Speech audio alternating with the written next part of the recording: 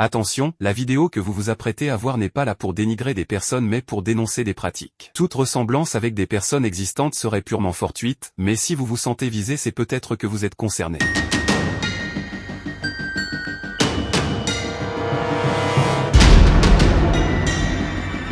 Les arnaques sont de plus en plus présentes dans la sphère Pokémon et ne touchent pas uniquement les novices. Entre vols, fausses annonces, précommandes bidons, manipulation de marché, il y a énormément d'arnaques différentes et vous pourriez très bien être concerné. Je fais cette vidéo à l'approche de la sortie des séries EV10.5 Foudre Noire et Flamme Blanche, mais évidemment ce que je vais dire dans cette vidéo concerne toute la sphère Pokémon, donc elle sera tout autant utile bien après. Si jamais cette vidéo vous a plu, qu'elle vous a intéressé, qu'elle vous a donné de bons conseils, n'hésitez pas à mettre un like et à me le dire dans les commentaires. Et n'hésitez pas aussi, évidemment, à vous abonner et à mettre la cloche. Les arnaques sur les plateformes de vente comme Vinted, comme Le Bon Coin, ce sont les arnaques qu'on voit le plus souvent sur Pokémon. C'est malheureusement le cas et que vous soyez novice comme un peu plus expérimenté, vous pouvez en être touché. Faites donc bien attention aux annonces trop alléchantes, avec notamment un super prix bien en dessous de la cote. Les bonnes affaires, ça peut encore arriver, mais c'est quand même de plus en plus rare. Donc si vous voyez une annonce très alléchante et puis plus globalement une annonce tout court, n'hésitez pas à vérifier les photos. S'il n'y en a pas, demandez-les. Il est hyper important d'avoir des photos nettes. Si le vendeur est assez réfractaire de vous les faire, c'est certainement qu'il vous arnaque ou au mieux qu'il n'ait pas vraiment de confiance. Quand vous vendez quelque chose, le minimum c'est de montrer l'état, d'avoir des photos claires pour inspirer confiance. Si vous vendez ça à un vendeur qui vous répond qu'il n'a pas le temps, qu'il n'a pas envie, il faut vraiment se méfier. Demandez donc des photos nettes des cartes recto et verso, comme ça vous pourrez voir avant l'achat les potentiels défauts des cartes. Et on le sait, sur Pokémon et sur tous les TCG, une carte un peu abîmée sur certaines cartes, ça fait drastiquement baisser le prix. Mais en plus des photos, méfiez-vous de la description des annonces. Il y a beaucoup d'annonces qui sont trompeuses et qui le sont volontairement. Des annonces où le vendeur omet de vous dire que c'est un coffret reconditionné, ou alors même un vendeur qui va indiquer proxy dans la description. Proxy, c'est un terme utilisé pour parler de fausses cartes, mais c'est quand même plus sympa de dire proxy plutôt que de dire fake.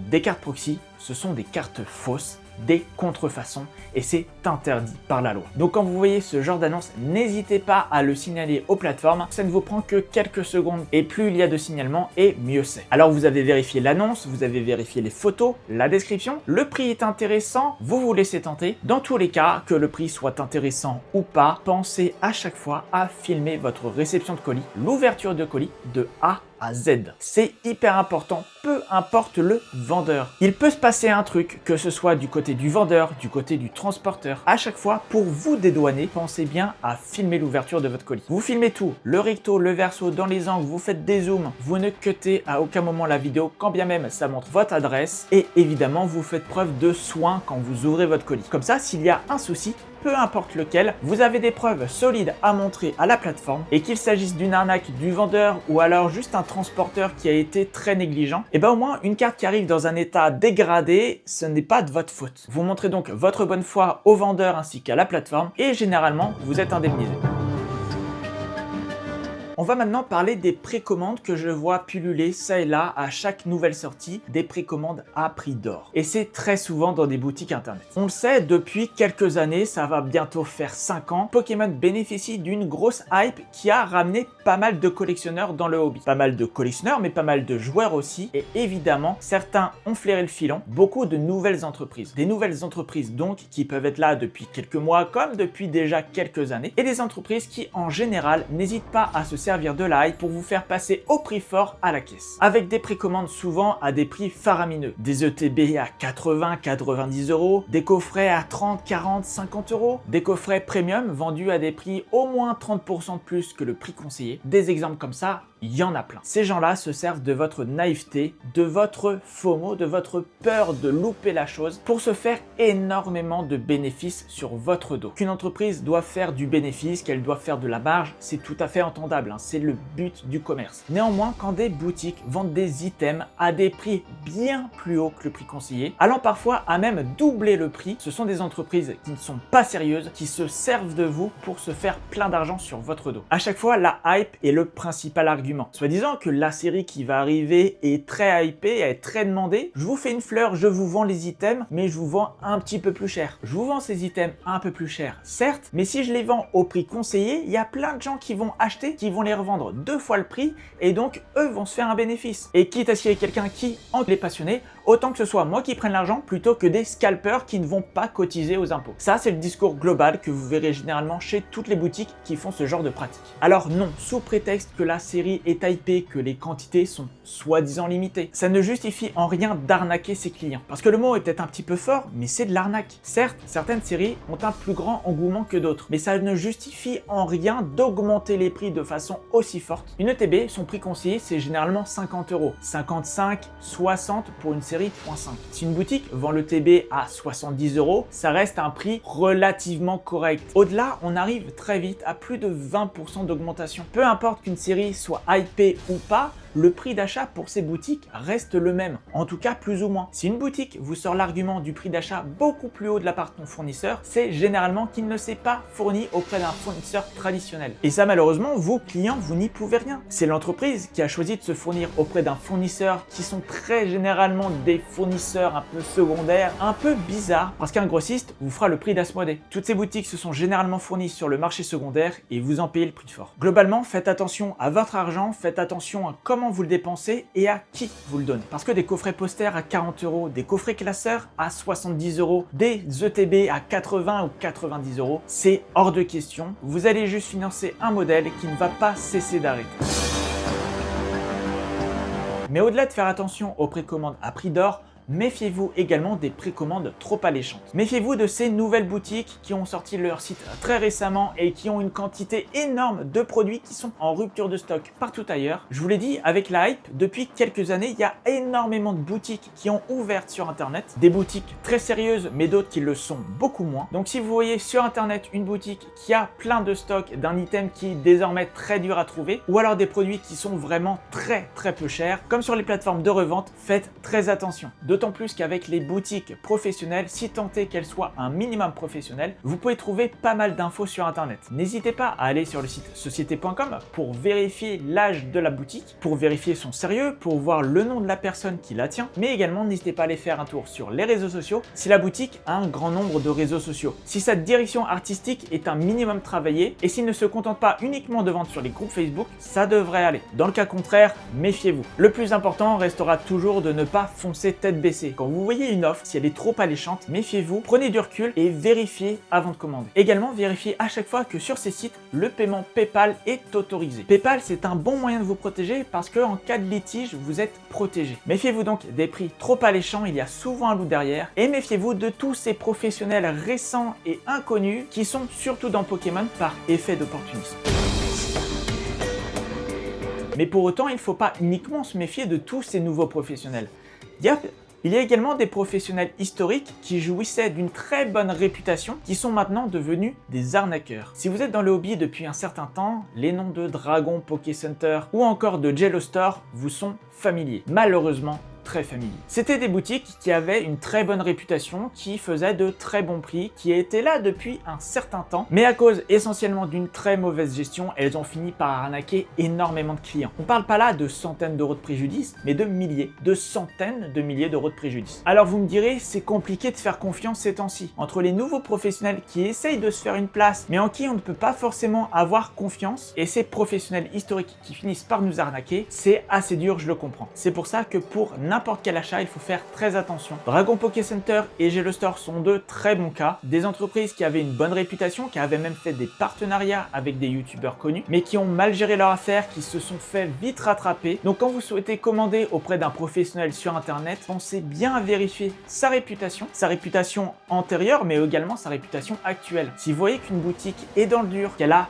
pas mal de retard dans ses livraisons, qu'elle commence à avoir un certain nombre de plaintes, qu'elle met beaucoup de temps à répondre aux clients mécontents, voire même qu'elle supprime la possibilité de commenter les posts sur les réseaux sociaux, méfiez-vous vraiment parce que ça peut être le début de la fin. Des exemples de boutiques qui se sont cassées la gueule, on en a désormais plein, donc ne soyez pas naïfs, soyez méfiants, restez sur vos gardes et renseignez-vous autour de vous, auprès d'amis comme sur Internet, pour savoir si vous commandez dans une boutique sérieuse actuellement et que vous verrez vraiment la couleur de votre achat.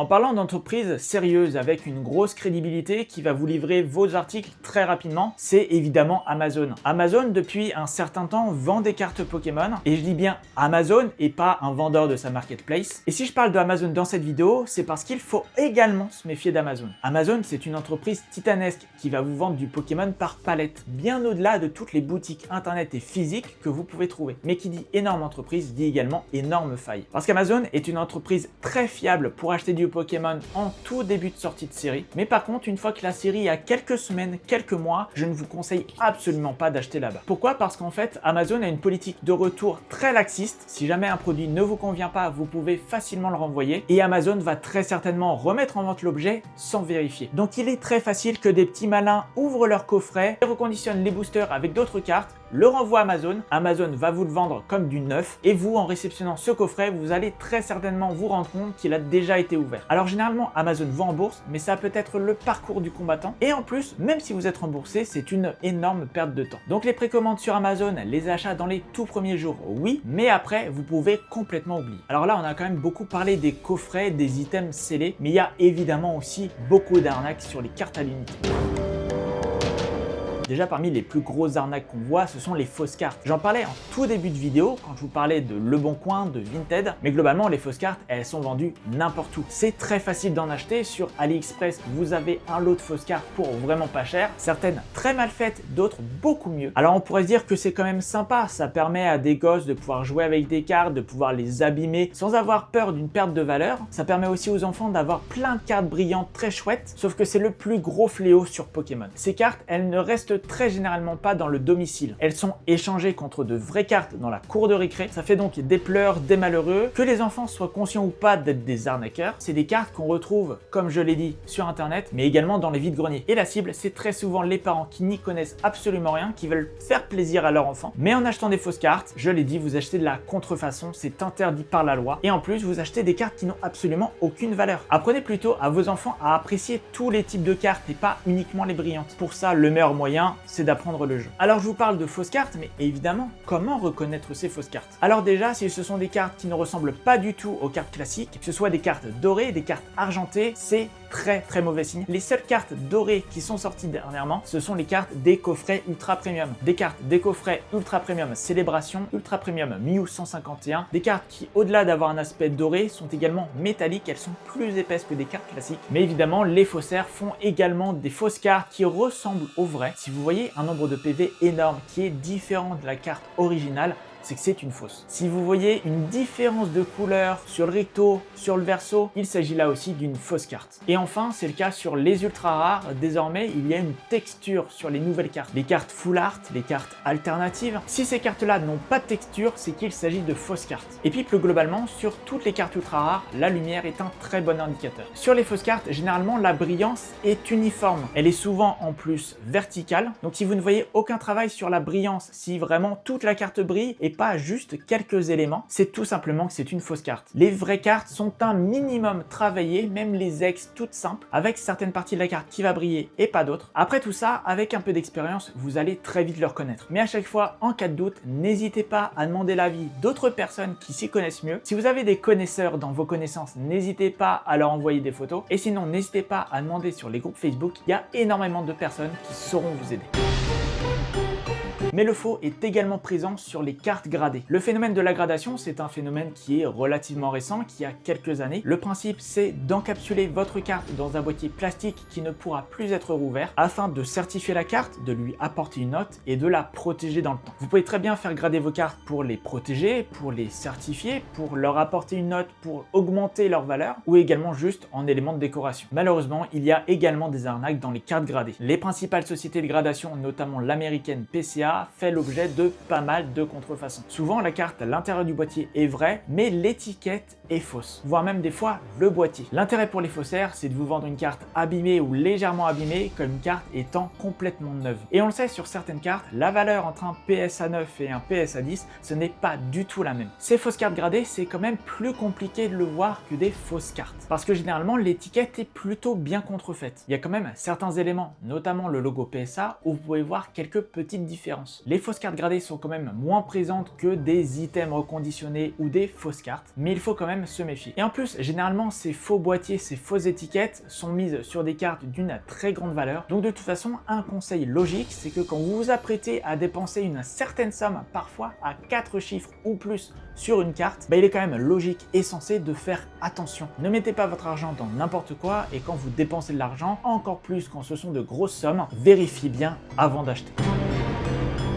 On arrive au dernier point de cette vidéo, une arnaque qui accourt depuis quelques semaines, depuis quelques mois. Malheureusement, c'est un nouveau fléau dans la collection Pokémon, c'est la manipulation de marché. Des personnes mal intentionnées qui ont généralement un gros portefeuille se mettent à acheter plein de cartes, à vider les sites spécialisés, puis à remettre des annonces, ces mêmes cartes, à des prix beaucoup plus hauts. Une carte qui était généralement vendue 10-15 € va très vite se retrouver sur les sites spécialisés en premier prix à minimum 50 €. Ça surtout court sur des séries récentes, on l'a vu sur Zenith Suprême, on l'a vu sur les cartes promo Van Gogh et on l'a encore vu tout récemment sur les cartes de Tomokazu Komiya. C'est une arnaque qui est avérée mais qui reste assez floue. On ne sait pas vraiment qui fait cette manipulation de marché. Tout ce qu'on sait, c'est qu'on en déduit que ce sont des personnes avec un gros portefeuille qui peuvent se permettre d'acheter énormément de cartes et ces personnes mal intentionnées veulent faire en fait du pump and dump. Pump parce qu'elles achètent des cartes à très bas prix et vont ensuite par cette manipulation de marché faire grimper le prix de façon très forte pour créer du FOMO chez les gens, Fear of Missing Out, leur faire penser que la carte va encore augmenter dans le futur pour vendre leur stock avant que le prix redescende. La manipulation de marché, c'est un fléau récent sur Pokémon, un fléau qui va faire beaucoup de tort. C'est pour ça que je vous invite vraiment à faire attention quand vous voyez une augmentation soudaine de prix, c'est généralement très mauvais signe. Ne cédez pas au FOMO. Si vous voyez une carte qui vous intéressait et dont le prix a fortement augmenté, parfois x2, x3, x4, x5, et qu'elle vous semble désormais inaccessible, c'est rageant je sais, mais parfois il vaut mieux laisser tomber. Parce qu'acheter des cartes au prix fort alors qu'il y a quelques semaines elles étaient beaucoup moins chères, vous entretenez un système néfaste pour la collection, vous allez très certainement dépenser beaucoup trop d'argent par rapport à sa valeur dans quelques semaines, et globalement vous serez dégoûté de votre achat, vous serez dégoûté de votre comportement. Et quand même le prix de la carte ne baisse pas, c'est pas très grave. On ne parle là que de cartes, c'est sûr que c'est chiant pour la collection, mais parfois il faut faire des sacrifices. Donc en résumé, faites vraiment attention à vous. Faites attention à l'argent que vous dépensez, faites attention à comment vous le dépensez et faites attention à qui vous le donnez. Pour beaucoup d'entre nous, Pokémon c'est une véritable passion. Et qui dit passion dit souvent acte inconsidéré. On craque sur une carte, sur une série qu'on ne devait pas ouvrir, on achète un item pour se faire plaisir même si on n'a pas les moyens. Je ne suis personne pour vous dire quoi faire de votre argent, vous êtes adulte et responsable, mais si je peux vous aider à ne pas tomber dans les arnaques, j'en serai le premier avis. Parce que malheureusement, toutes ces arnaques, tous ces comportements de personnes malveillantes gangrènent notre hobby. Je serai toujours là pour dénoncer des pratiques honteuses, peu importe qui en fait l'objet. Méfiez-vous donc quand vous faites des achats, peu importe que ce soit auprès d'une personne ou d'une entreprise de confiance qui a une certaine réputation, parfois il peut arriver que vous soyez victime d'une arnaque. Pensez à faire jouer la concurrence parce que vous pourrez très certainement trouver moins cher ailleurs. Je comprends par exemple que vous souhaitiez soutenir un créateur, mais quand ce créateur vous vend un coffret beaucoup plus cher qu'ailleurs, c'est vous qui passez pour un pigeon. Privilégiez plutôt les boutiques physiques, les petites boutiques indépendantes qui font vivre le jeu. C'est très important parce que elles ont besoin de votre soutien plus que tout. Il y a des exceptions partout et il y a évidemment des boutiques qui vont vouloir profiter de la hype, mais très généralement les boutiques indépendantes sont plus que sérieuses et si elles vous vendent un peu plus cher que le prix conseillé, c'est avant tout parce qu'elles ont des charges,